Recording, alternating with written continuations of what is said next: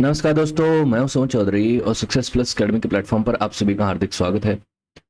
तो दोस्तों, जैसा कि आप जानते हैं और जो लोग नहीं जानते, मैं उनको ये बताना चाहूँगा कि हमारी एक सीरीज चल रही है जिसमें हम चीन के इतिहास और इसके दर्शन का विस्तृत तौर पर अध्ययन कर रहे हैं और ये जानने का प्रयत्न कर रहे हैं कि over the period of time चीन की जर्नी कैसी रही है, चाहे वो इसकी पॉलिटिकल जर्नी हो, चाहे वो इसकी इंटेलेक्चुअल जर्नी हो।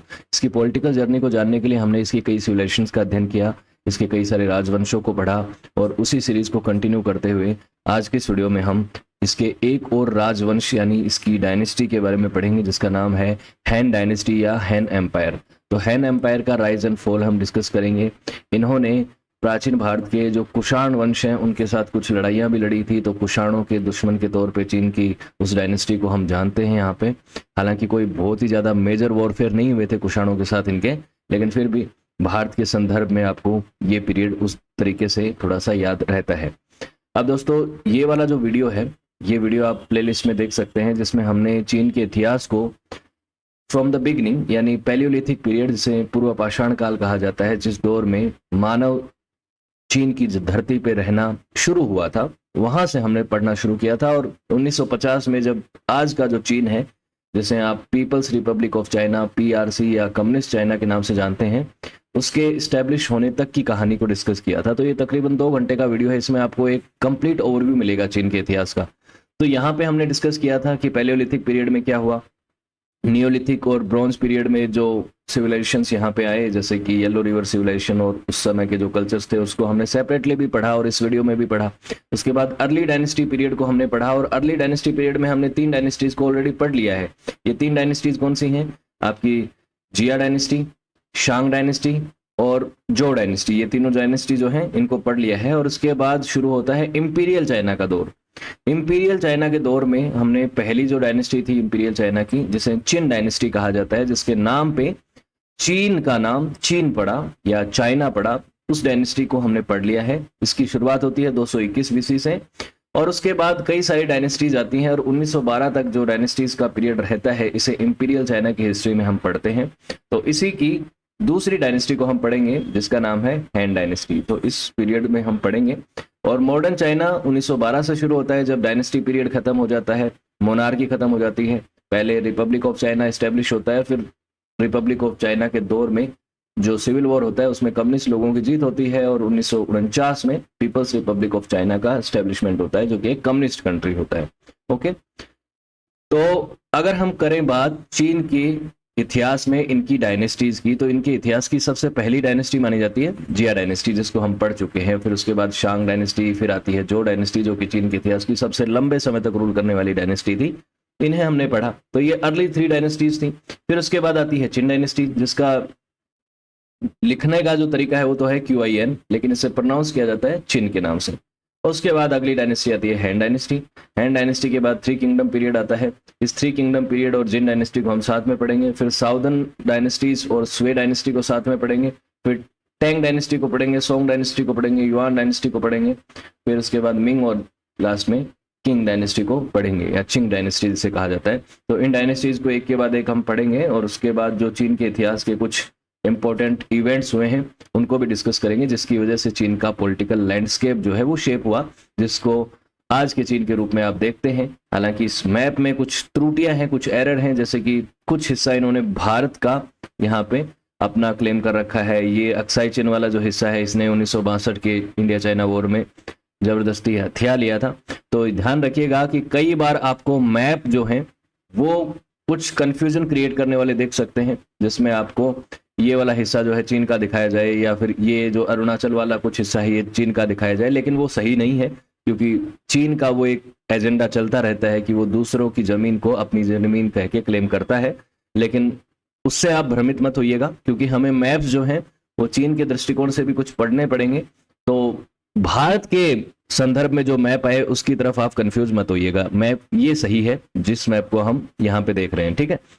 तो चलिए देखते हैं हैन डायनेस्टी के बारे में। हैन डायनेस्टी या हैन एम्पायर, जो कि एक काफी बड़ा एम्पायर था चीन के इतिहास में, 202 से लेके 220 बीसी के सीई के टाइम पे, 202 बीसी और 220 सीई के बीच का समय है। तो 3rd सेंचुरी बीसी से 3rd सेंचुरी एडी के बीच में तकरीबन 400 सालों 400 कुछ 440 सालों तक या 420-25 सालों तक उसने रूल किया। तो सेकंड डायनेस्टी थी ये इंपीरियल चाइना की, और इंपीरियल चाइना में आपको बता चुका हूं 221 से लेकर 1912 तक का वो दौर था जिसमें चीन की डायनेस्टीज का एक सेंट्रलाइज्ड दौर शुरू हुआ, जिसमें मजबूत चीन, एक यूनिफाइड चीन आपको नजर आता है। और ये जो राजवंश है, हैन वंश, ये आता है चिन डायनेस्टी को रिप्लेस करके। चिन डायनेस्टी 221 से लेकर 206 बीसी में थी।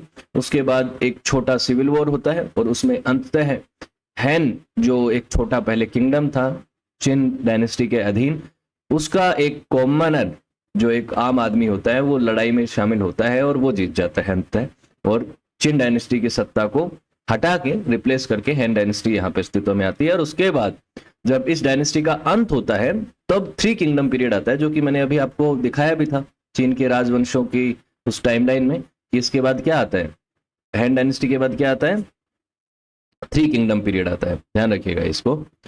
अब बात करते हैं कि हैन डायनेस्टी के बारे में हम ओवरव्यू देख रहे हैं। तो इसकी फाउंडेशन रखी थी एक कॉमनर, मतलब एक आम आदमी था, लियू बेंग नाम का, उसने इसकी फाउंडेशन रखी थी। एक सिविल वॉर के बाद जो चिन डायनेस्टी के समय सिविल वॉर हुआ था उसमें ये व्यक्ति जीता था। इसने अपना थ्रोन नेम, यानी जब राज तख्त पे बैठा था तो अपना नाम रखा था इसने गाउजू। इसने 202 से 195 बीसी के बीच में रूल किया, तकरीबन 7 वर्षों तक रूल किया। और इसका जो कार्य है उसमें देखने को आपको मिलता है कि एक तो फाउंडेशन रखी एक नए साम्राज्य की, और उसके बाद जो चिन डायनेस्टी के समय पे रिप्रेसिव रूल चल रहा था, जिस तरीके से लोगों का दमन किया गया, कई सारे स्कॉलर्स को मारा गया, कई बड़े बड़े स्कूल ऑफ थॉट्स का दमन किया गया, उसके बाद कई सारी बुक्स को जलाया गया, लाइब्रेरीज को जलाया गया, जो कि मैं आपको चिन डायनेस्टी के इतिहास में पढ़ा चुका हूं। तो वो काम इसने किया। उसके बाद ये जो पीरियड है इसे भी 2 चरणों में पढ़ा जाता है, जैसे कि हमने जो किंगडम के इतिहास को पढ़ा था कि वेस्टर्न जो पीरियड और ईस्टर्न जो पीरियड, उसी तरीके से इसे वेस्टर्न हैन पीरियड और ईस्टर्न हैन पीरियड के रूप में देखा जाता है। उसमें भी वेस्टर्न जो थे वो थोड़े ताकतवर थे, और ईस्टर्न जो का जो समय आया उस समय वो कमजोर हो चुके थे। वहां पे भी डिसेंट्रलाइजेशन था, यहाँ पे भी डिसेंट्रलाइजेशन होता है किंगडम का। तो आप एक चीज देखिएगा कि जो डायनेस्टी और हैन डायनेस्टी में कई सारी सिमिलरिटीज आपको देखने को मिलेंगी, ठीक है, तो वो मैं आपको आगे बताऊंगा अभी। तो वेस्टर्न हैन पीरियड जो है वो 202 बीसी से लेकर 9 सीई तक चलता है यहाँ पे, और उसके बाद ईस्टर्न जो पीरियड जो है वो 25 से 220 सीई के बीच में चलता है, ध्यान रखिएगा। वेस्टर्न हैन पीरियड कम वर्षों का था, कम समय का था, लेकिन वो स्ट्रॉन्ग टाइम था डायनेस्टी के हिसाब से, लेकिन बाद में कमजोर हो गया। हैन डायनेस्टी के समय पे जो कल्चरल वैल्यूज थी, जो कि जो डायनेस्टी के समय पे थी, उनको रिस्टोर किया गया, क्योंकि चिन डायनेस्टी ने इनको डिस्कार्ड कर दिया था, डिस्ट्रॉय कर दिया था। बहुत सारी लिटरेसी और स्टडी जो है और स्कॉलर्स है, फिलोसॉफिकल स्कूल ऑफ थॉट से उनका दमन किया गया और कल्चर को काफी नुकसान पहुंचाया गया। लेकिन जब हैन डायनेस्टी आई सत्ता में तो उन्होंने उन सब चीजों को फिर से रिस्टोर किया। सीमा कियान जो कि एक बहुत ही पॉपुलर हिस्टोरियन हुए हैं और चाइना की हिस्ट्री के फादर कहे जाते हैं, the father of Chinese history, Sima Qian, जिन्होंने बुक लिखी थी records of the grand historians और इस तरीके की किताबें लिखी थी, वो इन्हीं के दौर के थे। उन्होंने चीन की सभी डायनेस्टीज के बारे में विस्तार से लिखा है। तो ये ट्रेडिशनल हिस्ट्री के एक इंपॉर्टेंट ऑथर थे, ये इनके दौर के थे। और चाइनीज माइथोलॉजी और रिलीजन में भी इस दौर में काफी सारे डेवलपमेंट हुए, उनकी भी हम बात करेंगे। जैसे Queen Mother of the West जिन्हें कहा जाता है, उनका एक स्वरूप यहाँ पे देखने को मिलता है, उनके ऊपर काफी फोकस हो गया था इस दौर में। आगे इसके बारे में हम बात भी करेंगे, ठीक है।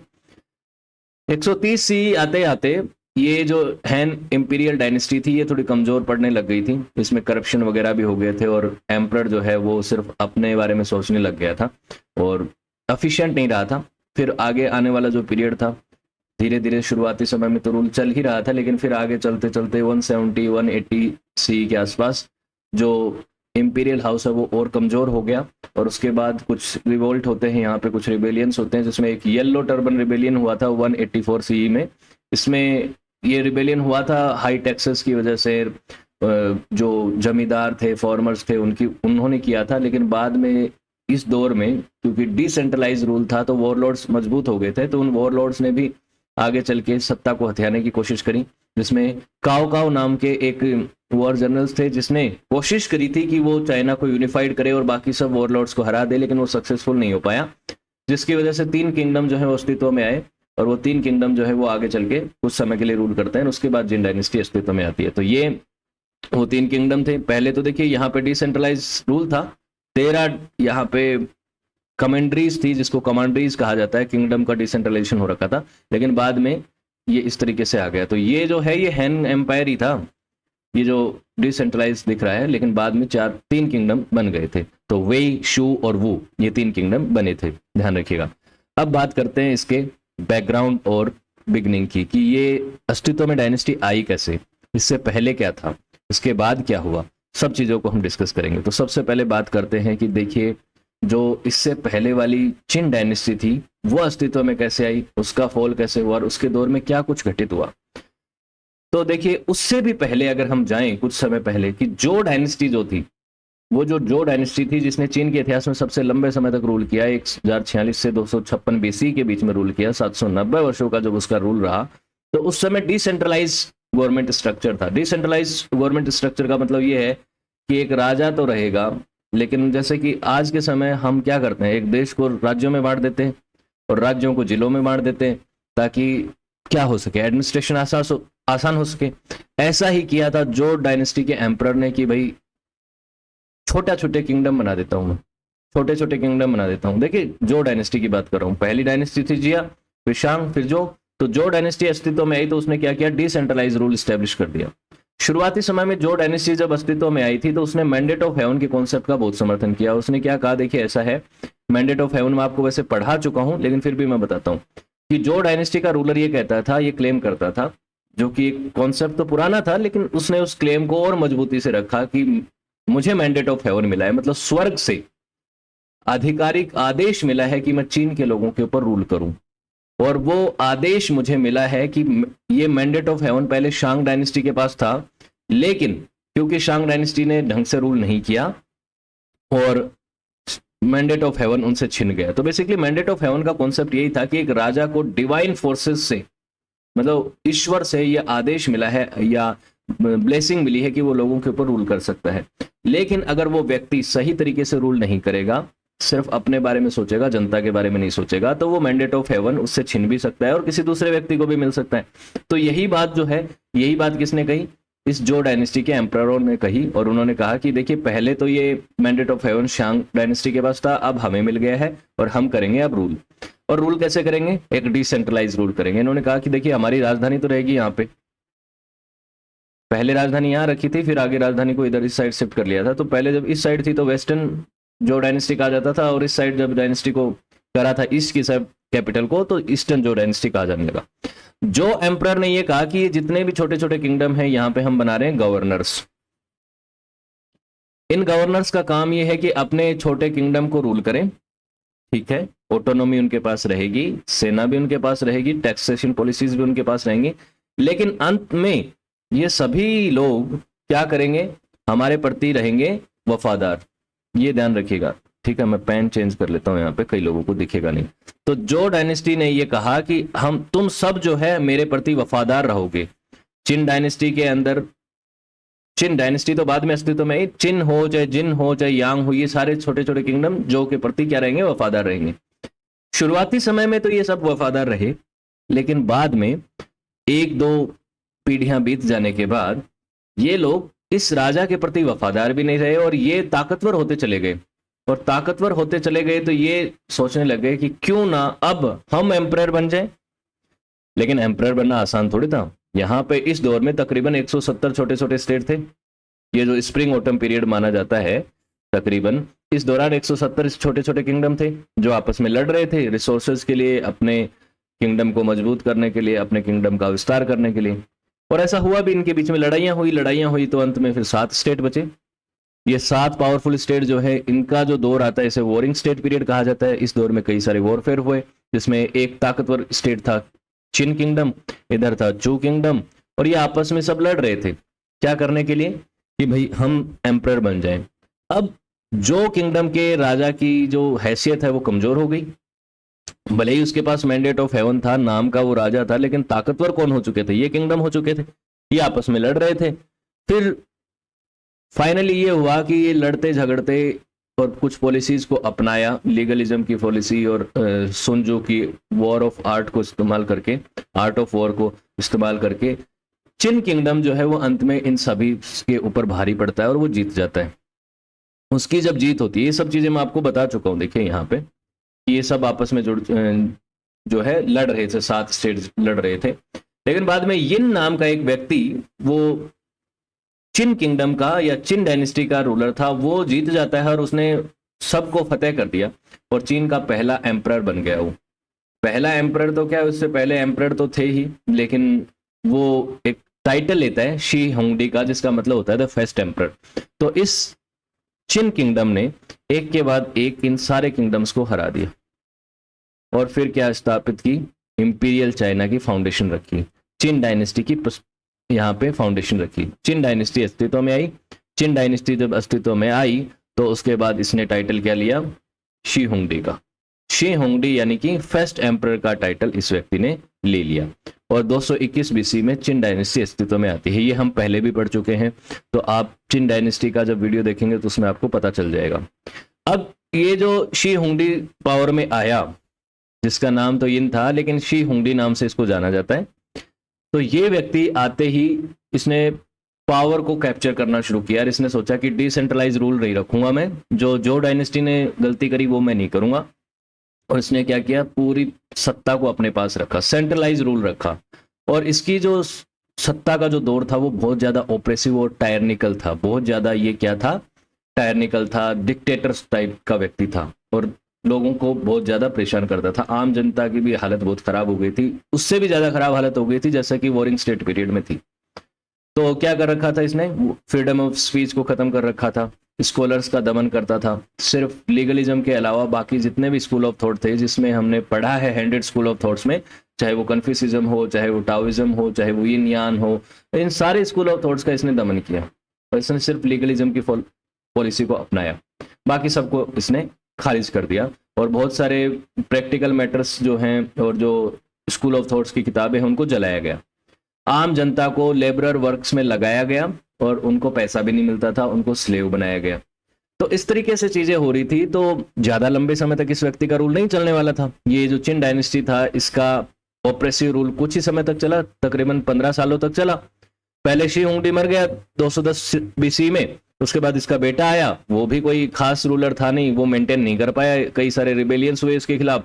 और उसके बाद एक सिविल वॉर होता है, सिविल वॉर होता है जिसमें जो एक किंगडम थे इसके अधीन, मैं आपको दिखाऊं, इसके अंदर जो छोटे छोटे किंगडम थे, यहाँ पे चू भी था, यहाँ पे हैन भी था और भी छोटे छोटे किंगडम थे जिनको अधीन तो कर लिया था एक बार के लिए, लेकिन बाद में इनके अंदर जो इनके लीडर थे, जो पुराने लीडर थे, उन्होंने कुछ रिबेल्स को लीड किया, जिसमें एक तो नोबल थे चू के, जिनका नाम था नोबल जियांग यू, जो कि चू से थे, और एक कॉमनर थे, आम आदमी थे, लियू बंग, जो कि हैन के थे, किंगडम ऑफ हैन के थे, जिन्होंने आगे चल के किंग ऑफ हैन की टाइटल भी लिया था कुछ समय के लिए। और उसके बाद वो जीतते हैं जब पूरे सिविल वॉर में, तो फिर वो पूरी डायनेस्टी के रूलर बन जाते हैं।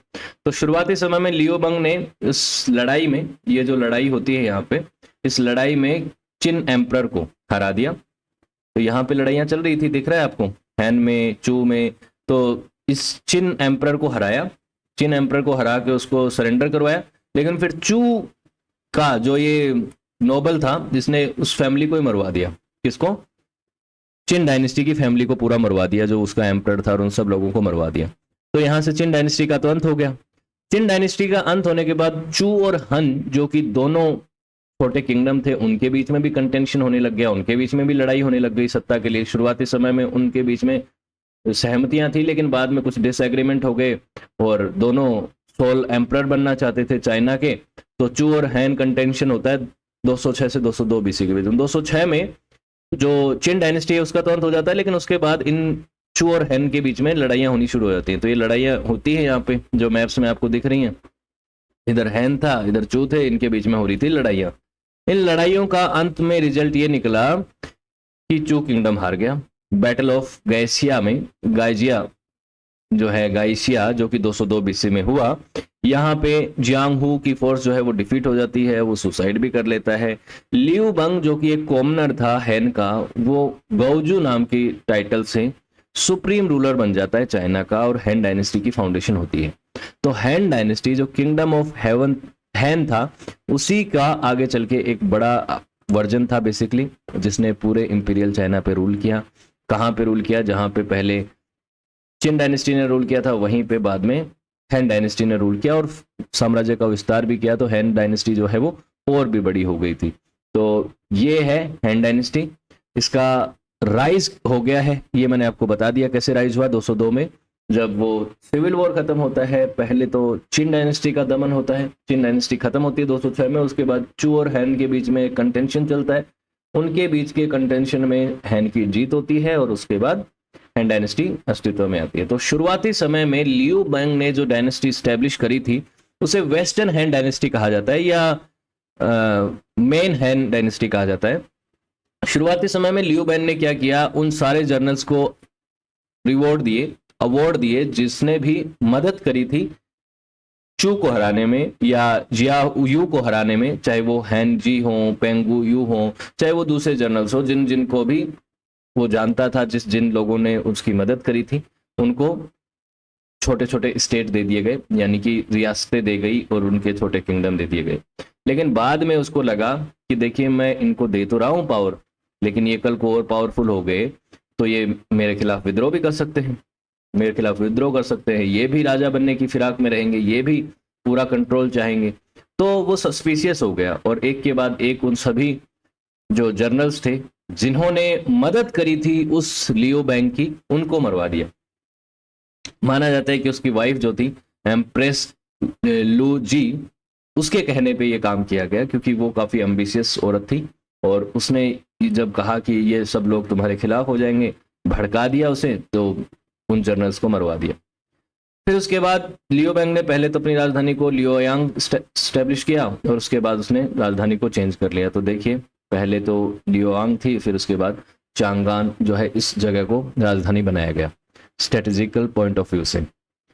With no experience in government, Gaozu, यानी गाओजू कौन है? लियो बैंग ही है। लियो बैंग ने टाइटल क्या लिया था? एक एम्परर के तौर पे गाओजू का टाइटल लिया था। तो गाओजू ने शुरुआती समय में क्या काम किया कि भाई उसके पास कोई गवर्नमेंट का एक्सपीरियंस तो था नहीं, वो कॉमनर था, आम आदमी था। तो उसने जो सत्ता का स्वरूप था उसको कैसे अपनाया कि जो डायनेस्टी के समय जो डिसेंट्रलाइजेशन गवर्नमेंट का स्ट्रक्चर हुआ करता था उसे अपनाया एक तरफ, और दूसरी तरफ चिन डायनेस्टी के लीगलिज्म की पॉलिसी को भी अपनाया। लीगलिज्म की जो पॉलिसी थी, जो कि एक स्ट्रिक्ट पॉलिसी थी, एक स्ट्रिक्ट फिलोसॉफी थी, जिसमें यह माना जाता था कि बेसिकली एक देश में रूलर को बहुत स्ट्रांग होना चाहिए, लोगों को उसको दबा के रखना चाहिए, लोगों को कंट्रोल में रखने के लिए हार्श पनिशमेंट और रिवॉर्ड्स रखने चाहिए कि भाई कोई गलती करता है तो उसे पनिश करो और कोई अच्छा काम करता है तो उसे रिवॉर्ड दो। तो लीगलिज्म को हम सेपरेटली पढ़ चुके हैं, लीगलिज्म की फिलोसॉफी को, और चिन डायनेस्टी ने इसे बहुत ही हार्शली इंप्लीमेंट किया था। लेकिन हैन डायनेस्टी ने और गाओजू ने या लियो बैंग ने इसे उतना हार्शली इंप्लीमेंट नहीं किया, इसके साथ कुछ एलिमेंट्स कन्फ्यूसिज्म के भी जोड़ दिए और देखा कि ठीक है लीगलिज्म को अपनाएंगे लेकिन एकदम स्ट्रिक्ट वर्जन नहीं, इसका थोड़ा तरीके से इसे अपनाएंगे। तो जो डायनेस्टी का डिसेंट्रलाइज मॉडल और चिन डायनेस्टी का लीगलिज्म का मॉडल इन्होंने साथ में अपनाया और सत्ता को इस तरह से डिसेंट्रलाइज किया, मतलब अपने साम्राज्य को 13 छोटे छोटे किंगडम्स में बांट दिया। ठीक है, उनको कमांडरीज कहा जाता था, 13 एडमिनिस्ट्रेटिव डिस्ट्रिक्ट जो है उनको कमांडरीज या जुन कहा जाता था, जिसमें 10 किंगडम मेंबर्स जो हैं वो उसकी खुद की फैमिली के थे जो उसके लिए रूल कर रहे थे। तो ये जो हैन डायनेस्टी का पीरियड था उस समय आपको नजर आ रहे हैं कि छोटे छोटे जो कमांडरीज हैं जिन्हें जुन कहा जाता था, इनको यहाँ पे स्टैब्लिश किया गया कि भाई डिसेंट्रलाइज रहेगा रूल, तो इनके पास थोड़ी ऑटोनॉमी रहेगी और हमें एडमिनिस्ट्रेशन में दिक्कत नहीं आएगी। तो एडमिनिस्ट्रेशन पॉइंट ऑफ व्यू से उसको डिसेंट्रलाइज किया गया। फिर उसके बाद एक बात आपको पता होगी कि चिन डायनेस्टी के समय मैंडेट ऑफ हेवन को बहुत ही मिसयूज किया गया। मैंडेट ऑफ हेवन का जो कॉन्सेप्ट था, जिसमें यह माना जाता था कि राजा को रूल करने का अधिकार स्वर्ग से मिला है, लेकिन वो अधिकार छिन सकता है, कभी भी छिन सकता है अगर राजा सही तरीके से व्यवहार नहीं करेगा, अपनी जनता के प्रति उदार नहीं रहेगा, जनता को सही तरीके से सर्व नहीं करेगा, तो मैंडेट ऑफ हेवन छीन सकता है। लेकिन चिन डायनेस्टी ने इसका मिसयूज किया और उन्होंने उस मैंडेट ऑफ हेवन को अपने पास इस तरह से रख लिया और इस तरीके से क्लेम किया कि हमारे पास ही रहेगा और कोई नहीं छीन सकता हमसे। तो ये गलतियां लियू बैंग नहीं करना चाहता था कि जिस तरीके से लोगों ने उसके खिलाफ विरोध किया, जैसे लियू बैंग खुद एक कॉमन आम आदमी था, तो उसे पता था कि मैंने उसके खिलाफ विरोध क्यों किया था चिन डायनेस्टी के खिलाफ, क्योंकि उसका रिप्रेसिव रूल था, जिस तरीके का रूल था, जिस तरीके से उसकी दमनकारी पॉलिसीज थी, नीतियां थी। तो अगर मैंने भी ऐसी नीतियां अपनाई तो लोग मेरे खिलाफ भी विरोध करेंगे, विद्रोह करेंगे और मेरा भी दमन हो जाएगा, मेरे को भी तख्त से उठा फेंकेंगे। तो लियू बैंग ने उन गलतियों को तो नहीं दोहराया। उसने शुरुआती समय में उन चीज़ों को किया क्योंकि वो पहले एक आम आदमी था, तो उसको पता था कि क्या क्या चीज़ें चाहिए पीजेंट्री में, क्या क्या किसानों की क्या मांगे हैं। तो उसने टैक्सेशन में टैक्स कम करे, ब्यूरोक्रेसी में आम आदमी के लिए जगह खोली, सब लोग ब्यूरोक्रेसी में शामिल हो सकते थे, मेरिटोक्रेसी को सपोर्ट किया। तो ये जो चीज़ें हैं उसको उसने शुरुआती समय में इम्प्लीमेंट किया, तो लोग उससे खुश थे ओब्वियसली। लेकिन फिर गाओजू जो है उसकी डेथ हो जाती है 195 BC में। उसके बाद 3 पपेट किंग आते हैं, पपेट कठपुतली राजा आते हैं, जो एम्प्रेस लुईजी है उसके द्वारा कंट्रोल किए जाते हैं। इसकी जो वाइफ थी गाओजू की, लूशी जिसे कहते हैं, उसके कठपुतली राजा आए 3, जिसका एक का नाम था हुई, जिसने 195 से 188 के बीच में रूल किया। फिर आता है क्वानशो, जिसने 188 से 184 के बीच में किया, और हाउशो जो कि 184 से 180 के बीच में रूल करता है। तो मतलब ये 3 कठपुतली राजा थे जो कि उस रानी की बात सुन रहे थे, अपनी मर्जी से, उनके हाथ में कुछ भी नहीं था। लोग इस चीज से थोड़े से परेशान थे, पावर स्ट्रगल भी चल रहा था और कई सारे ऐसे डिसीजंस थे जिसमें रानी अपनी मनमानियां चला रही थी। ठीक है, उसके बाद रानी की मृत्यु होती है। रानी की डेथ के बाद उस एंटायर फैमिली में ज्यादातर सब लोगों को जो है नोबल्स मार देते हैं, एक व्यक्ति को रखते हैं जिसका नाम था वेन। 180 से 157 के बीच में इसको एम्परर के तौर पे तख्त पे बिठाया गया और ये जो व्यक्ति था ये हैन डायनेस्टी के one of the best rulers में से एक माना जाता था। सबसे बेहतरीन रूलर वो में से वेन था, जिसे वेन द ग्रेट भी कहा जाता है। जैसे वू द ग्रेट आगे चल के इनका आगे एक और रूलर था वो भी फेमस था, तो ये आया। तो हैन डायनेस्टी अभी भी डिसेंट्रलाइज स्टेट ही थी जो डायनेस्टी की तरह ही। और उसके बाद एम्परर जिंग आता है 157 से 141 के बीच में, जो वेन का बेटा था। और इस समय जो छोटे छोटे किंगडम थे जो डिसेंट्रलाइज करके बनाए गए थे, मैंने अभी आपको दिखाया ना, ये छोटे किंगडम जो थे ये ताकतवर होते जा रहे थे। वही सिस्टम हुआ जैसा कि जो डायनेस्टी के समय पे हुआ था। तो ये ताकतवर होते जा रहे थे, तो ये थ्रेट थी किसके लिए? हैन डायनेस्टी के लिए। थ्रोन को एक थ्रेट थी कि भाई कल को ये और किंगडम जो है ये बहुत ज्यादा ताकतवर हो गए और इन्होंने हाथ मिला लिया और हैन डायनेस्टी के ही खिलाफ हो गए, तो ये तो तख्त के लिए खतरा बन सकते हैं। तो एम्परर जिंग जो है वो इस चीज को थ्रेट के तौर पे देखता था और उसको लगा कि क्यों ना मैं पहले ही इस चीज को कमजोर कर दूं, इन लोगों को, इनकी पावर को इनसे छीन लूं। तो उसने क्या है, कई सारे छोटे छोटे स्टेट्स के जो रूलर्स थे उनको अक्यूज करना शुरू करा, गलत चीजों के लिए कहा कि तुम्हारी ये गलती है, तुम्हारी ये गलती है। उनकी जो है टेरिटरीज को रिड्यूस किया, उनको कई सारे झूठे आरोपों में भी फंसाया, मतलब अपनी जो स्टेट मशीनरी है उसका इस्तेमाल गलत तरीके से करके उनका दमन करना शुरू किया। और इसका नतीजा ये निकला कि 7 स्टेट्स ने 154 में जो है रिबेल कर दिया। 13 में से 7 स्टेट्स ने रिबेल कर दिया और यहाँ पे उन 7 स्टेट्स का दमन कर दिया गया जिन की इंपीरियल फोर्स के द्वारा। जिन डायनेस्टी तो आगे आती है, सॉरी, ये हैन डायनेस्टी का जिन एम्परर था, इसकी सेना ने इन सारे रिबेल स्टेट्स को हरा दिया और ऑर्डर रिस्टोर कर दिया गया। अब एक बात तो पता चल गई थी कि डिसेंट्रलाइज स्टेट जो है, जो डायनेस्टी जिसकी वजह से उसका अंत हुआ था वैसा ही अंत हैन का भी होगा। तो अब जिन जो है पावर को सेंट्रलाइज करना चाहता था, वो चाहता था कि अब डिसेंट्रलाइज रूल नहीं रखेंगे अपन, अपने को चाहिए अब कैसा रूल? सेंट्रलाइज रूल, जिसमें पावर जो है वो मेनली किसके पास हो? राजा के पास हो, हैन डायनेस्टी के पास हो। ये छोटे छोटे किंगडम जो है इनके पास पावर नहीं होनी चाहिए, क्योंकि अल्टीमेटली इनकी पावर बढ़ती है तो हमारी पावर कम होती है। तो ये चीज इसने अपनाई। अब इस दौरान चाहे वेन का रोल हो चाहे जिन का रोल हो, इस दौर को हैन डायनेस्टी का गोल्डन पीरियड माना जाता है, क्योंकि इस समय कल्चरल और बाकी जो एडवांसमेंट हुए, साइंटिफिक एडवांसमेंट हो रही है, स्टेबिलिटी वगैरह का दौर रहा, तो इस दौर को एक अच्छा दौर माना जाता है। जो रिबेलियन स्टेट्स थे उनका भी इन्होंने दमन कर दिया था। तो ये दौर ठीक चल रहा था।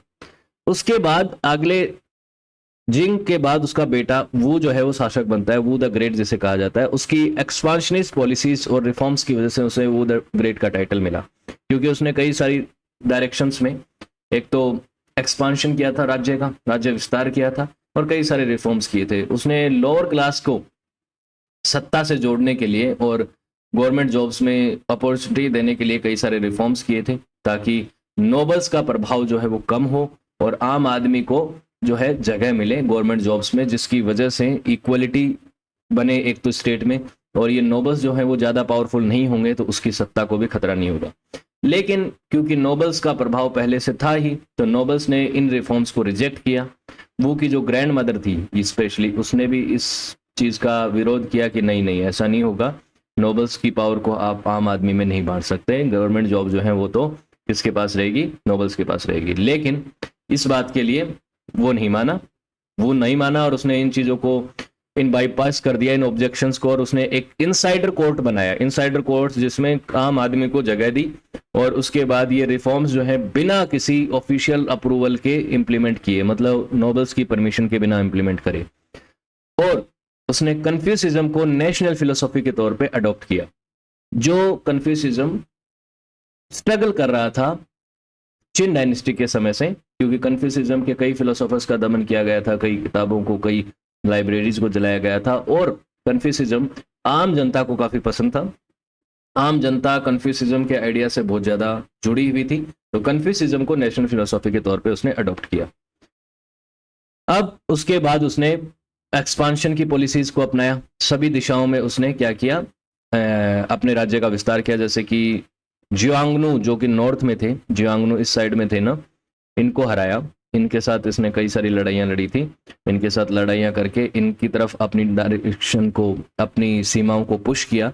उसके अलावा मॉडर्न डे कोरिया और वियतनाम वाला जो हिस्सा है उसकी तरफ भी इसने अपना राज्य विस्तार किया। तो ये देखो आज का समय का जो कोरिया वगैरह दिख रहा है आपको, सियोल वगैरह, यहाँ पे आपको हैन डायनेस्टी नजर आ रही है, यहाँ पे भी हैन प्रोटेक्टरेट था। इधर जो नीचे की साइड वियतनाम वाला हिस्सा है, नीचे उधर भी किया, ताइवान वगैरह, ये सब इसके कंट्रोल में आ चुके थे हैन डायनेस्टी के समय पे। तो हैन डायनेस्टी के समय पे साम्राज्य का काफी विस्तार हुआ। 130 बीसी के अराउंड इसने जो एंशियंट सिल्क रूट था उसे भी ओपन किया। प्राचीन सिल्क रूट आप जानते हैं कि यूरोप तक जुड़ता था, और इसका नाम सिल्क रूट क्यों पड़ा, क्योंकि चाइना से सिल्क ट्रेड होता था यहाँ से, तो ये सिल्क रूट भी ओपन किया। और सिल्क रूट ओपन होने का मतलब था कि चीन की अर्थव्यवस्था को एक काफी बल मिला उसकी वजह से, और साथ ही कल्चरल एक्सचेंजेस भी हुए, क्रॉस कल्चरल एक्सचेंजेस हुए। यूरोप तक चाइना का कल्चर जो है वो पहुंच रहा था और वहां से इनका आ रहा था, तो ये चीजें हुई। और उसके बाद जो मदर क्वीन ऑफ वेस्ट थी वो भी उस दौर में, उनका भी कल्ट जो है वो काफी पॉपुलर हुआ। एक रिलीजियस रिफॉर्मेशन के तौर पे भी उसे देखा जा सकता है। फिलोसॉफिकल लिटरेरी वर्क भी इस दौर में कई सारे लिखे गए, और जो चिन डायनेस्टी के समय पे नुकसान हुआ था इनके कल्चर को, इनकी फिलोसॉफिकल स्कूल ऑफ थॉट्स को, उन किताबों को भी फिर से लिखा गया। तो ये जो कल्ट है क्वीन मदर ऑफ वेस्ट, जिन्हें चाइनीज ट्रेडिशनल लैंग्वेज में जुआंगुमू कहा जाता है, ये एक इम्पोर्टेंट देवी थी यहाँ के, गॉडेस ऑफ प्रॉस्पेरिटी और इटरनल लाइफ के तौर पे इनको देखा जाता है। ये एक इम्पोर्टेंट इनकी गॉडेस मानी जाती हैं। जो ट्रेडिशनल चाइनीज रिलीजन था प्राचीन काल में, उसमें इनको काफी मान्यता थी, और इनके बारे में इंफॉर्मेशन तो बहुत पहले से मिलती थी। शांग डायनेस्टी के समय जो ओरेकल बोन्स मिलती हैं वहां से, उन इंस्क्रिप्शंस पे भी मिलता है इनके बारे में इंफॉर्मेशन। लेकिन इस कल्ट का महत्व जो है वो हैन डायनेस्टी के समय पे ज्यादा बढ़ गया था, ठीक है। तो इस मदर गॉड ऑफ जेड और गॉडेस ऑफ प्रॉस्पेरिटी और इटरनल लाइफ के लिए काफी सारी चीजें कही जाती हैं, और एक इसके बारे में एक ट्रेडिशनल हिस्ट्री में बात है, कहा जाता है ऐसा लीजेंड्स में कि क्वीन मदर ऑफ वेस्ट जो है वो सीक्रेटली एम्परर वू से मिली थी एक बार, और मिली थी, और उन्होंने अपनी विजडम और अपना जो इन्फ्लुएंस है वो उनके साथ शेयर किया, उनको बहुत सारी बातें बताई, और जिसकी वजह से वू ने अपने साम्राज्य को चलाया। काफी सारी चीजों में उन्होंने कन्फ्यूसिज्म को अपनाया हो, जिस तरीके की पॉलिसीज और जिस तरीके से टेरिटरीज का उन्होंने एक्सपांशन किया, उसमें माना जाता है कि क्वीन मदर ऑफ वेस्ट का काफी बड़ा रोल था, क्योंकि उन्होंने उनको आशीर्वाद दिया था, या उनके साथ कोई जो है विजडम शेयर करी थी, ये माना जाता है। तो ये कहा जाता है कि ये चाइना की हिस्ट्री में पहला ऐसा मेजाइक वो एक्सपीरियंस था, एक मोमेंट था जिसमें ये व्यक्ति जो है वो जो है उसको एक किस तरीके का एक दैविक शक्ति का सामना हो रहा है। किसी तरीके से एक लेजेंडरी कहानी में इस तरीके का वर्णन मिलना कि एक ईश्वर का उसके सामने प्रेजेंट होना, क्वीन मदर ऑफ वेस्ट उनके सामने प्रेजेंट हुई। तो वो एक तरीके के विजनरी, एक प्रोफेटिक विजन वाली बात जो होती है वो वेस्ट वाले विजन की तरफ नहीं, जैसे कि आप प्रोफेटिक रिलीजन्स में देखते हैं वैसा नहीं, लेकिन कुछ एक अलग तरीके का एक आप रिलीजियस डेवलपमेंट देखते हैं चाइना की हिस्ट्री में, जो कि पहले नहीं देखने को मिला था। ठीक है, और इस दौर में पता चल गया था कि हैन डायनेस्टी का अंत भी कैसे होगा, ये भी बातें उनको बताई गई थी। अब इस दौरान ये जो दौर चल रहा था, इस दौर 86 सी के अराउंड चाइना की हैन डायनेस्टी और भारत की कुषाण डायनेस्टी के बीच में भी कुछ कॉन्फ्लिक्ट हुए थे। कोई बहुत ज्यादा मेजर कॉन्फ्लिक्ट तो नहीं देखने को मिले, लेकिन ये आपको कुषाण किंगडम नजर आता है जो कि इस साइड से ही आया था। इस साइड से ही जो कुछ वंश थे उनकी तरफ से, सॉरी कुछ ट्राइब्स थी उनकी तरफ से आई थी कुषाण डायनेस्टी, जिसके एक बहुत इंपॉर्टेंट रूलर कनिष्क थे। इधर से हैन डायनेस्टी थी। अब ये ईस्टर्न हैन डायनेस्टी नजर आ रही है आपको, इनके बीच में कुछ कॉन्फ्लिक्ट हुए थे। और कॉन्फ्लिक्ट का पीछे का रीजन क्या था? माना जाता है कि कुषाण डायनेस्टी ने चाइना की हैन डायनेस्टी को तकरीबन 84-85 बीसी में संपर्क किया था और ये रिक्वेस्ट करी थी कि हम दोनों मिलके हाथ मिला लें और तुम अपनी बेटी की शादी हमारे प्रिंस के साथ कर दो। बेसिकली ये हैन डायनेस्टी की प्रिंसेस से ने प्रिंस की शादी करवाना चाहते थे और एक मैट्रिमोनियल अलायंस बनाना चाहते थे, और कहते थे कि इन सभी छोटे छोटे जो ट्राइब्स हैं और किंगडम्स हैं इनको हम मिलके हरा देंगे, फिर हमारे बीच में अलायंस बन जाएगी तो हम इनको हरा देंगे। लेकिन हैन डायनेस्टी के जनरल बैन चाओ ने इस बात को मना कर दिया, इस रिक्वेस्ट को मानने से मना कर दिया, जिसकी वजह से कुषाण रूलर ने 70,000 की फौज को इस जनरल के खिलाफ भेजा। लेकिन उस फोर्स को कोई सक्सेस हासिल नहीं हुई, क्योंकि यहाँ पे बैन चाओ ने ये स्क्रॉच अर्थ पॉलिसी को अपनाया। मतलब जैसे स्क्रॉच अर्थ पॉलिसी क्या होती है कि जब आप पीछे बैकफुट पे जाते हैं तो अपने दुश्मन के लिए सारे रिसोर्सेज को जला दें, जैसे कि वहाँ पे जो भी फूड है और जो भी पानी है उस सप्लाई को खत्म कर दें, आग लगा दें, जला दें, सब कुछ चीज़ें। तो स्क्रॉच अर्थ पॉलिसी को इन्होंने अपनाया और उसकी वजह से इनके बीच में वो जो कोई मेजर वॉरफेयर तो हो नहीं पाया, कोई बड़ा बैटल, और आगे चल के भी कुषाण और इनके बीच में कोई बड़ा बैटल नहीं हो पाता है। ठीक है, तो ये लड़ाइयाँ छोटी मोटी लड़ाइयाँ इनके बीच में हुई थी, क्योंकि एक तो बहुत ही ज़्यादा काफ़ी डिस्टेंस थी इनके और इनके बीच में, आपको देखने को मिलता है। तो ये हैन एम्पायर की दौर की बात है। यहाँ पे आपको दिख रहा है कि मौर्य एम्पायर जो है वो उस अलग टाइम की बात है, तो पहले की बात है, वेस्टर्न हैन की बात है। तो बाद में ईस्टर्न हैन के समय पे हुई थी वो लड़ाइयाँ, जो कि मैं आपको पहले ही बता चुका हूँ। ये कुषाण एम्पायर जो है वो ईस्टर्न हैन के समय पे था, वेस्टर्न हैन के समय पे नहीं था, बाद में आया था। ठीक है, अब ध्यान रखिएगा, आगे की बात चलते हैं थोड़ा सा कि जिन डायनेस्टी बीच में कहां से आ जाती है, इसकी एक बार बात करते हैं। जब वेस्टर्न हैन एम्पायर का अंत होगा तो कुछ समय के लिए एक छोटी सी डायनेस्टी आएगी, कुछ 10-15 सालों के लिए, 8-10 सालों के लिए, वो आती है जिन डायनेस्टी। इसकी बात करते हैं। तो वेस्टर्न हैन डायनेस्टी के एक के बाद एक एम्परर आ रहे थे, जिसमें कुछ पपेट रूलर्स भी थे और कुछ कमजोर रूलर्स भी थे, जिसमें लास्ट में एक ताकतवर रूलर आते हैं वू, ये मैंने अभी आपको बताया। तो वू के बाद भी 8 और एम्परर आए, जो छोटे मोटे एम्परर थे, जो कि ताकतवर नहीं थे, कमजोर ही थे, और उनके हाथ में जो पावर थी वो बस एक बड़ा साम्राज्य तो था, लेकिन उन्होंने कोई ज्यादा बड़ा कॉन्ट्रीब्यूशन इसमें किया नहीं। लेकिन बाद में एक रानी होती है एम्प्रेस वांग जंगू, उनके एक नेफ्यू होते हैं वांग मैंग, वो 45 बीसी से 23 एडी के बीच में रूल करते हैं। उनको रिजेंट बनाया जाता है, वो कोई शासक नहीं होते हैं, क्योंकि यहाँ पे जो रूलर होता है, जो एम्परर होता है, वो बच्चा होता है, तो उसके रिजेंट के तौर पे उन्हें अपॉइंट किया जाता है कि जब तक ये बड़ा नहीं हो जाता तब तक आप शासन को संभालिए, उसके बाद आपको पावर इससे दे रही है। वांग मैंग शुरुआत में तो ये प्रॉमिस कर देता है कि ठीक है, मैं कुछ समय के लिए इसका रिजेंट रहूंगा, राजगद्दी को सिर्फ संभाल रहा हूँ, और उसके बाद जब ये लड़का बड़ा हो जाएगा तो मैं इसको पावर दे दूंगा। लेकिन उसके मन में कुछ अलग से पावर के लिए, हथियाने के लिए मन में से उसे सूझी, तो उसने सोचा कि मैं खुद ही क्यों ना रूलर बन जाऊं, एक नई डायनेस्टी रख दूं। तो जिन, जिसका मतलब ही होता है न्यू डायनेस्टी नाम से उसने एक नई डायनेस्टी का एस्टेब्लिशमेंट किया और खुद पावर को हथिया लिया।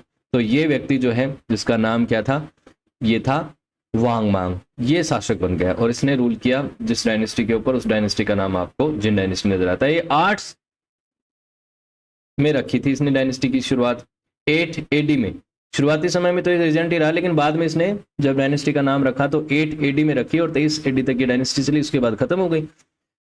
तो ये एक कन्फ्यूशियस स्कॉलर था, भला ही आदमी था, बुरा आदमी नहीं था, ठीक है, सत्ता के लिए थोड़ा सा लालची हो गया, लेकिन कन्फ्यूशियस स्कॉलर था और इसका मानना था कि सत्ता जो है वो एक आदमी के हाथ में रहेगी अगर, और वो आदमी अगर अगर अच्छा करेगा और दूसरों के ऊपर ज़्यादा भरोसा ना करके अगर वो सत्ता को सही से चलाएगा तो ये बेहतर रहेगा चाइना के लिए।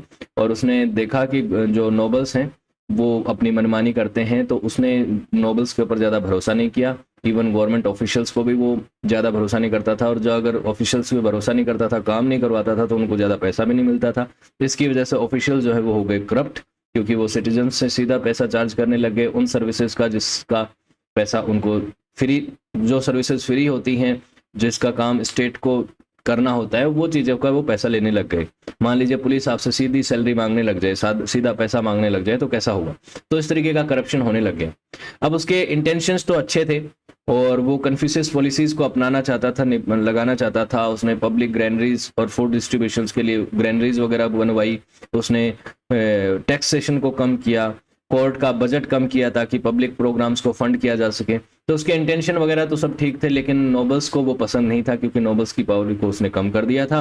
और कुछ चीज़ों में उस समय एक फेमाइन भी आया था, एक सूखा भी पड़ा था, फ्लड था, कुछ भी था, लेकिन फेमाइन आया था जिसकी वजह से जो है फार्मर्स को भी काफ़ी नुकसान हो रहा था। फार्मर्स ये सोच रहे थे कि इस व्यक्ति की वजह से ये सब हो रहा है, क्योंकि मैंडेट ऑफ हेवन के कॉन्सेप्ट में एक बात कही गई थी। पहले का जो मैंडेट ऑफ हेवन था उसमें एक बात कही जाती थी कि अगर राजा गलत होता है, राजा अगर अपनी जिम्मेदारियां सही तरीके से निर्वहन नहीं करता है, तो उसकी वजह से सूखा आता है, फ्लड आता है, उसकी वजह से नेचुरल कैलमिटीज आती हैं और उसकी वजह से साम्राज्य का नुकसान होता है। तो जनता उससे फ्रस्ट्रेट हो गई, उसकी ये इनकम्पिटेंट है, ये लायक नहीं है, और उसकी वजह से एक मॉब ने उसके पैलेस पे हमला कर दिया और उसको मार दिया और उसके सर को काट के एक किक बॉल की तरह फेंका गया। इस तरीके से चीजें हुई। तो इस डायनेस्टी का बुरी तरह से अंत हुआ, जिन डायनेस्टी जिसका नाम है। तो ये किस व्यक्ति ने रखी थी? वांग मांग नाम के व्यक्ति ने इसकी शुरुआत करी थी। 8 से 15 के बीच में चली, तकरीबन 15 वर्षों तक ये डायनेस्टी चली, लेकिन बाद में इसका अंत हो गया। और उसके बाद जब ये डायनेस्टी का अंत होता है तो बाद में वापस हैन डायनेस्टी आती है, लेकिन अब उसका नाम हो जाता है ईस्टर्न हैन डायनेस्टी, क्योंकि इसकी राजधानी भी बदल चुकी थी और ये बीच में उस गैप के बाद डायनेस्टी आई थी। तो वैंग की डेथ के बाद एक प्रिंस आता है जिसका नाम था लियो वान, वो एम्परर बनता है और इसका नाम होता है जेनजी एम्परर, जिसने 23 से 25 सी के बीच में रूल किया। और इसके दौरान रेड आईब्रो रिबेलियन हो गया था, क्योंकि जिन रिबेलियंस ने विद्रोह किया था वो अपने आईब्रो को रेड कलर करते थे, तो इसका नाम जो है वो रेड आईब्रो रिबेलियन हुआ। और इसके समय पे कोई शासन में ज्यादा चीजें तो हुई नहीं, रूल भी 2 ही सालों तक किया था। लेकिन बाद में आगे चल के जो शासक बनता है जिसका नाम था एम्परर ग्वानगू जो आता है वो 25 से 57 सी के बीच में रूल करता है। इसके समय पे माना जाता है कि ईस्टर्न हैन डायनेस्टी का पीरियड शुरू हो गया। तो इसने कुछ काम किए, कुछ रिफॉर्म्स किए ताकि केओस को खत्म किया जा सके। जिन डायनेस्टी के समय जो केओस हुआ था उसको खत्म किया जा सके। अपनी राजधानी को ल्युआंग में वापस स्टैब्लिश किया और उस समय ल्युआंग ये राजधानी बनाई गई और ईस्टर्न डायनेस्टी का शुरुआत हो गया एक नए तरीके से। पहले वेस्टर्न डायनेस्टी थी, वेस्टर्न हैन डायनेस्टी थी, अब ईस्टर्न हैन डायनेस्टी हो गई। इस दौरान ही कई सारे आसपास के क्षेत्रों में इसका विस्तार भी किया गया। अब इस दौरान ये व्यक्ति तो रिफॉर्म करता है, लेकिन उसके बाद जो एम्परर्स आते हैं वो एक के बाद एक नाकारा एम्परर्स आते हैं। शासक जो आते हैं वो अपनी पर्सनल प्लेजर के लिए काम करते हैं, राज्य को रूल करने में उनका कोई ज़्यादा इंटरेस्ट होता नहीं है। एम्परर एन आता है जो अपनी ड्यूटीज को निभाने में असमर्थ होता है, सिर्फ ड्रिंकिंग में रहता है। फिर एम्परर शुन आता है, फिर एम्परर होन आता है। ये सब के समय पे अलग अलग तरीके के रिबेलियंस होते हैं, लेकिन ये खुद भ्रष्ट हो जाते हैं और अपने बारे में सोचते हैं और जनता के बारे में सोचने से मना कर देते हैं। इनके यहाँ पे जो इनके ऑफिशियल्स थे उन्होंने जो करप्शन किया उनके खिलाफ एक स्टूडेंट्स ने रिबेलियन किया था, आंदोलन किया था, तो स्टूडेंट्स को ही अरेस्ट करवा दिया गया, अपने ऑफिशियल्स को कुछ नहीं कहा। 5 पैक ऑफ राइस रिबेलियन हुआ था 142 में, उसमें शुन बहुत इनइफेक्टिव साबित हुआ। तो इस तरीके से एक के बाद एक ऐसे एम्पायर आ रहे थे, लेकिन ये अपने साम्राज्य का विस्तार अभी भी करना चाहते थे। वियतनाम और कोरिया में जो इनकी सेना थी उसको ये फंडिंग कर रहे थे कि भाई चलिए आप और साम्राज्य विस्तार कीजिए। साम्राज्य विस्तार में तो पैसा लगता ही है, साम्राज्य विस्तार में पैसा लगेगा, मिलिट्री कैंपेन एक्सपेंसिव होंगे, तो टैक्स बढ़ाना पड़ेगा ताकि मिलिट्री को मजबूत किया जा सके। और जब टैक्स बढ़ाया जाएगा और इनएफिशिएंट गवर्नमेंट होगी तो जनता तो नाराज होगी ही कि तुम्हें अपने साम्राज्य का विस्तार करना है तो हमारी जेबें क्यों खाली कर रहे हो। तो उस वजह से रिबेलियन हुआ। इसमें एक फेमस रिबेलियन हुआ द येलो टर्बन रिबेलियन, जो कि 184 में शुरू हुआ था। वो फ्लड, फेमाइन और हाई टैक्सेशंस की वजह से शुरू हुआ। एम्परर लिंगडी उस समय साम्राज्य का शासक था और इस समय इस रिबेलियन ने इस साम्राज्य को एक तरह से खंडर बना दिया, खत्म कर दिया। एक तरह से इस रिबेलियन ने इस साम्राज्य की एक तरह से ताबूत में कील ठोक दी आखिरी की, खत्म। और उस दौरान जो है छोटे छोटे जो वॉरलॉर्ड्स हैं उनका दौर शुरू हो गया और वॉरलॉर्ड्स आपस में लड़ने लग गए। वॉरलॉर्ड्स ये चाहते थे कि कौन चाइना पे कंट्रोल करे, तो उसमें एक वॉरलॉर्ड था जिसका नाम था काओ काओ। वो काओ काओ चाहता था कि चाइना को कंट्रोल किया जा सके। तो ये छोटे छोटे वॉरलॉर्ड्स अलग अलग क्षेत्रों में लड़ रहे थे, तो इनके बीच में लड़ाइयाँ होने लग गई और वॉरलॉर्ड्स ये चाह रहे थे कि कौन ज्यादा क्षेत्र को कैप्चर करे, और काओ काओ चाहता था पूरे क्षेत्र को कंट्रोल किया जाए। तो अंत में काओ काओ की भी हार हुई रेड क्लिफ बैटल में 208 सीई में। और फिर जो है 3 किंगडम शुरू हुए, 3 किंगडम पीरियड शुरू होता है, काओ वी, विस्टन वू और शून हैन। तो ये 3 किंगडम अस्तित्व में आते हैं। ये देखिए आप मैप मूव करता हुआ नजर आएगा। तो ये जो पहले तो कमांड्रीज थे, फिर वार लोड पीरियड चल रहा था, ये लड़ रहे थे आपस में, किसी का क्षेत्र बढ़ रहा है, किसी का कम हो रहा है, फिर कम हो रहा है, फिर बढ़ रहा है। इस तरह से अंत में देखते देखते आपको दिखेगा मैप 220 के आसपास का मैप अभी आने वाला है। देखिए आपके सामने नजर आ जाएगा। तो काओ काओ, लियू बाओंग, ये इन उन लोगों के नाम थे। काओ काओ जीत रहा था शुरुआती समय में, लेकिन बाद में एक बैटल में वो हार गया, जिसकी वजह से क्या होता है 3 किंगडम पीरियड शुरू हो जाता है। तो देखिए ये एक के बाद एक सारे किंगडम जो है वो 3 किंगडम में बदल जाएंगे। 215 आ गया है, 216 आ गया है, 217, 219 और 220। तो ये 3 किंगडम बन गए। देखिए 221 में, 223 देख रहे हैं। तो ये वी, शू और वू, ये 3 किंगडम बन गए। ये वू, वी, शू और वू किंगडम बन गए और ये 3 किंगडम पीरियड था। ये 3 किंगडम पीरियड जो था ये कुछ उन्हीं दिनों की याद दिलाता था जैसे कि वॉरिंग स्टेट पीरियड में थे। वो 7 किंगडम आपस में लड़ते थे, ये 3 किंगडम आपस में लड़ते थे और वॉयलेंस, अनसर्टेनिटी, केओस का दौर था।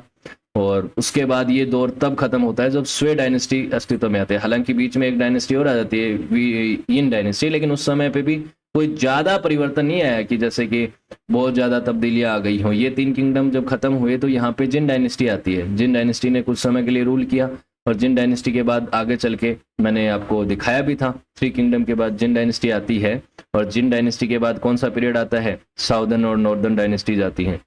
साउदर्न नॉर्दर्न डायनेस्टीज के बाद आगे चल के जो किंगडम आता है स्वे किंगडम या स्वे डायनेस्टी, स्वे राजवंश, उस समय पे चीन की जो है प्रोस्पेरिटी वापस आती है और फिर से थोड़ा स्टेबिलिटी का दौर आता है।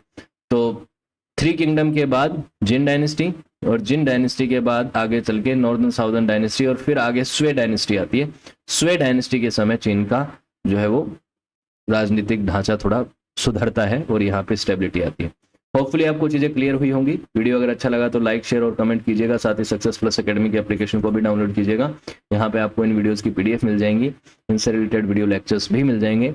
साथ ही सक्सेस प्लस एकेडमी के प्रीमियम कोर्सेज को भी आप एक्सेस कर सकते हैं, बहुत अप्रोप्रिएट प्राइस में ये मिलेंगे। चैट सेक्शन के माध्यम से आप मुझसे जुड़ सकते हैं, चाहे एप्लीकेशन से जुड़ें, चाहे आप इंस्टाग्राम हैंडल से जुड़ें। आपका मोस्ट वेलकम है। आपका कोई डाउट हो या कोई सजेशन हो, एज सुन एज पॉसिबल मैं आपको रिप्लाई करूंगा। Okay, so thank you so much for watching this video.